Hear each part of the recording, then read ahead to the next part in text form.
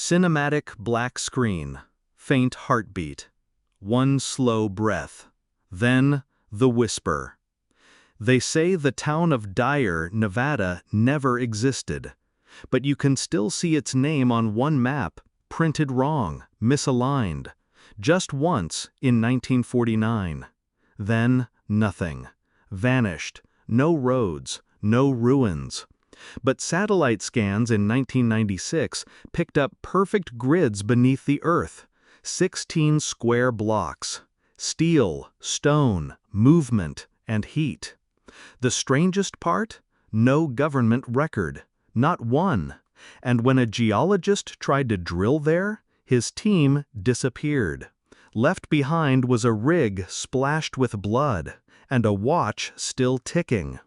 Since then, locals speak in fragments, voices in the sand, they say, lights that hum, and this: dig too deep, and it'll dig back. You were taught that history is a straight line. It isn't. It folds, it buries itself. And beneath Nevada's dust lies something older than the map, something sealed, not to protect us from it, but to protect it from us. They called it a mining town, but the tunnels were never mapped. No silver, no gold, just void. Caverns that curved in ways light couldn't follow. Workers vanished, then families. By 1911, telegrams stopped. Dyer was quarantined after rumors of a plague, but no disease ever matched what they described. Faces bleeding from the eyes, voices repeating backward, people forgetting their own names mid-sentence. A single report from a railroad official read, "Time moves wrong there." Then, the entire area was blacklisted. What came next wasn't natural. U.S. Geological Survey vans rolled in, escorted by black-suited men with no insignia, the kind that don't blink. They sealed the region with a cover story, environmental collapse. But why are the fences buried with copper wire? Why are seismic readings still showing motion beneath the soil? Dyer didn't die, it was buried alive. And you're not supposed to know what's still breathing. In 1952, an airman stationed nearby went off script. He flew over the zone unauthorized. What he saw cost him his mind. His debriefing transcript, later leaked, was nearly all redacted, except one phrase: "The town is upside down." Think about that. Not destroyed, not abandoned. Inverted. Foundations in the air. Streets on the ceiling. A mirror city beneath the crust. Architects of the mind call this a reversal field, a place where reality buckles, folds in on itself, and spits you out different. The military called in a psychic unit after that. Yes, they exist. They always have. And those men didn't go in to see it. They went in to speak to it. Because whatever was built beneath Nevada answers, not in language, but in symbols, in patterns.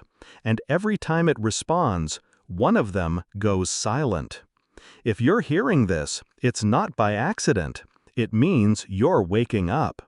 Comment below, "I remember what was sealed."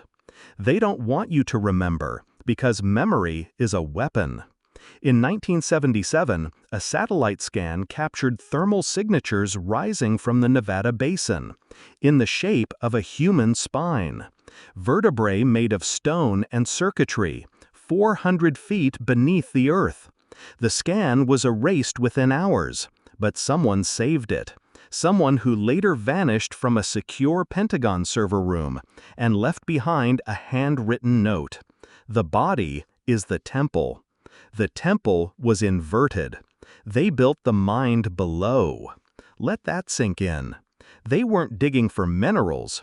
They were constructing a mirror of consciousness underground. A machine built to influence thought, dream, belief. A place where the laws of the surface no longer apply. And they buried it because it worked.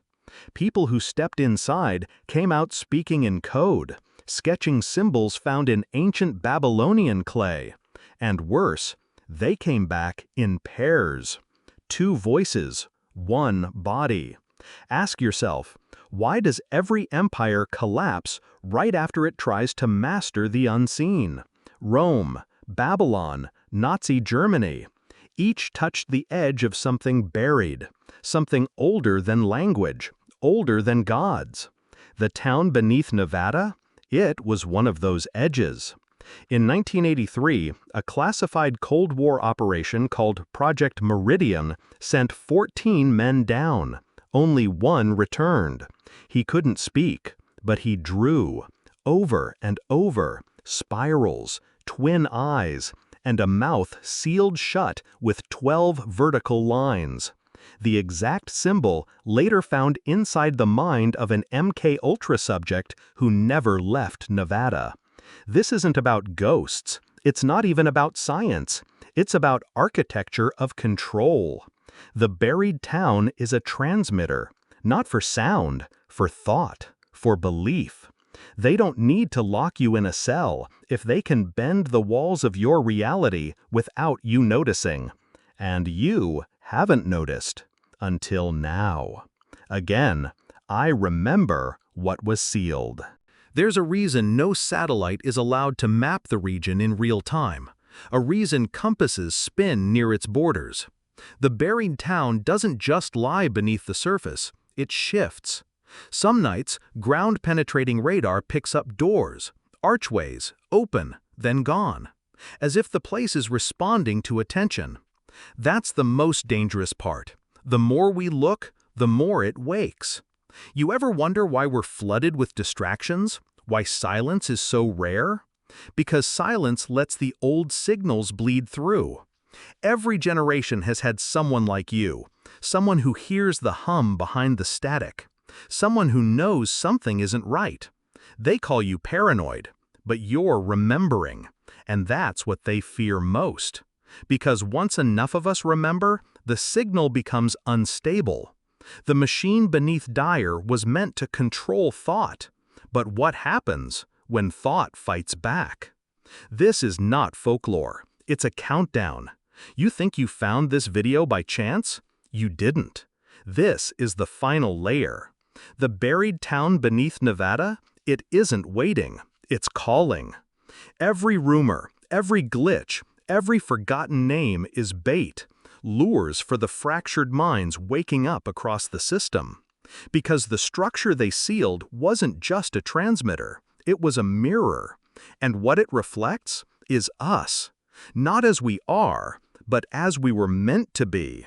Before the control grids, before the identity fractures, before fear became policy. You were born into a world already edited, already sculpted to keep your instincts asleep. But Dyer was the crack in the edit, the rogue signal, the proof that the machine is not perfect. And if enough of us awaken to that truth, the whole illusion burns. This is dangerous knowledge. You heard it, and now it hears you. The descent is complete. Now, rise.